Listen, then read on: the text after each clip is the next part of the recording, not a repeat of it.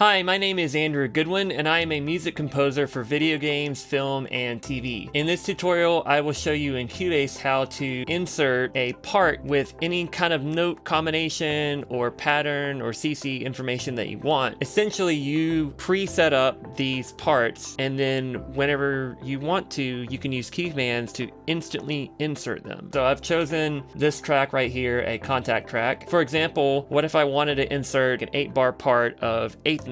If I click the key command, it automatically inserts the part. If you go into it, see you've already got the 8th notes, then I could, do whatever. I could say I don't really want those, play, and there I'm already going. I could also insert just one note, like that. So say if I just wanted to add like a low drum hit at that point, you can do it again. I could insert 16th notes. So I got those, and I want to duplicate them out. So it allows you to work really, really fast to get things started. You don't want to be a robot, but this just gives you a really quick way to get some notes on the page and kind of get things going. Okay, so the first thing you need to do is create a PLE command under Project Logical Editor Setup. So toggle stock folders. What this will do is it will open up the hidden folders that we will create in a second and allow you to do things with them. Container type is equal to folder track, and then name contains the word stock. This is kind of the word I'm using to brand and identify the specific tracks, because it's not used anywhere else in my template and it won't get all tangled up in other macros. So down here I've got track operation, hide track, and then it's a toggle. So if it's hidden, it'll show it. If it's shown, then it will hide it. And then down here we have transform, because we want it to do the function. Save it as toggle stock folders. You can change this name later, but for right now, just to make it easier, this is what we will reference. So name it that, and then you can close it. All right, so now we're gonna create another Project Logical Editor command. And in this example of this whole video, we're just gonna do the one with 8th notes. As I showed earlier, you could do it with any type of note or combination that you want, but we're just gonna stick with this one. We've got container type is equal to part. So it's looking for a part, not a track. And then it's looking for the name, and the name is equal to stock 8th notes. And the key here is that when we create these parts, we're going to name them very specifically, and we're going to exactly reference that within each PLE command. So if you want one for insert 16th notes, you're going to have to come in and create a duplicate PLE command and change the name right here to 16th notes instead of 8. Notice over here there's an and, that's really important as well. So come down here to the bottom, these commands are carried out first, and then this happens, and then these happen. That's how the flow works. So the first thing we're doing is we are selecting none.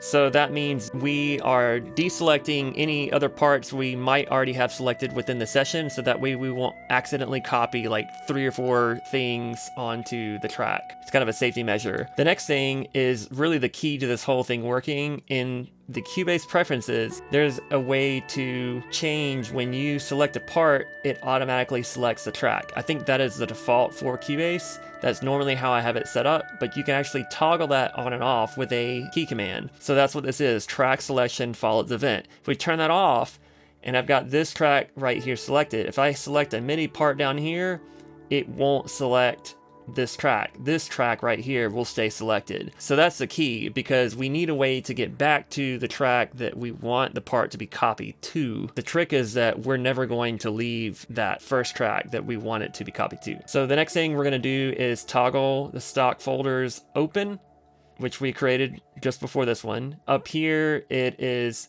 searching and selecting the part that we want, the 8th notes. And then down here, it's going to copy that. We're going to close the stock folders so they're hidden, and it keeps our template clean. We are going to paste, because remember, we are still selected on the track we want it to be copied to. If we paste, it's automatically going to paste at the cursor position. And then at the very last thing, we're going to change the preferences back. So we're basically putting things back to the way they were. Okay, so this is the third Project Logical Editor command that you need to create. And the purpose of this is to change the part after it's been copied. Because if you do this once, it'll work. But then the next time you go to copy that part to a different location, it's going to select the part you've already copied because it's the same name. So what we need to do is immediately once we paste the part that we want, we're going to select it and change the name. So it says container type is equal to part, property is set, is selected, because it's the one that would be up here, not the stock one that will be down here, but the one that we've pasted. And then name, replace search string, and the word stock under parameter 1. So what that's going to do is it's going to take the word stock out of the name of that part. So all it's going to say is 8th notes or 16th notes. And that way it won't get tangled up in other parts that we've already pasted. At the very bottom, you need to select transform. Again, save that as rename part, remove stock. Okay, so the last thing that you need to do is create the stock parts that you're going to copy from. So at the bottom here, I just created a folder called stock parts, which contains all of the parts, you guessed it. So the track name stock 8th notes exactly matches what's in that PLE command that we created earlier. I recorded a part and I already messed with this in the video, but it's just a bunch of 8th notes, a couple bars of those that I can copy. So you can do whatever you want to here, the sky's the limit. The only thing that matters is that the name of the part matches exactly with what the name is in the PLE. The only other thing is that for some reason in Cubase, if this part is on bar 1 right here, and you've got CC information in it, it won't copy the first data point. I don't know why. So what I did is I simply placed all the stock parts beginning at bar 4, and that solved the problem. Okay, so when you're done creating the stock parts, you can hide the folder, and that keeps your template really clean. And one final thing, you need to assign key commands to 2 of the PLE commands that we created, not all 3, just 2. So if you come up to Edit, Key Commands, Process, Project, Logical Editor, insert 8th notes right there, and you click it and you can assign it a key command. And then we've got rename part, remove stock, which changes the name. So assign that a key command, and then you trigger one and you trigger the next one. Now you could do this manually with your keyboard, one after the other, or you could assign both of them into button on metagrid or Stream Deck, or if you want to use auto hotkey to do this, you could probably do that.